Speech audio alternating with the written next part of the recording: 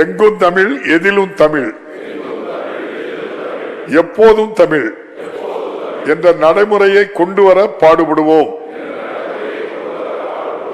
தேமதுர தமிழோசை உலகெங்கும் ஒலிக்க எந்நாளும் உழைத்திடுவோம். அனைத்து ஆவணங்களிலும் தமிழிலேயே கையொப்பமிடுவோம். குழந்தைகளுக்கு தமிழ் மொழியில் பெயர் சூட்ட பரப்புரை செய்திடுவோம்.